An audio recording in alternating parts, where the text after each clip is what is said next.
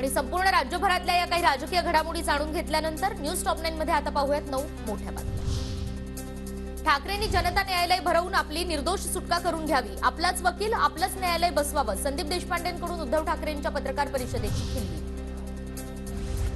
लोकसभा निवडणुकीसाठी भाजपचा 400 पारचा नारा, पुढील 30 वर्ष केंद्रात भाजपची सत्ता राहील या दृष्टीने प्रयत्न करा, भाजपच्या क्लस्टर प्रमुखांना अमित शहांच्या सूचना, सूत्रांची माहिती। लोकसभा निवडणुकांच्या पार्श्वभूमीवर सुशीलकुमार शिंदे ऍक्टिव्ह, सुशीलकुमार शिंदेंची सोलापुरात मॉर्निंग ग्रुपच्या कट्ट्यावर चाय पे चर्चा। राम मंदिर प्राणप्रतिष्ठा समारंभासाठी आमंत्रण मिळालं, 22 जानेवारी नंतर रामलल्लाच्या दर्शनाला येणार, शरद पवारांचं श्रीराम जन्मभूमी तीर्थक्षेत्राचे महासचिव चंपतराय यांना पत्र।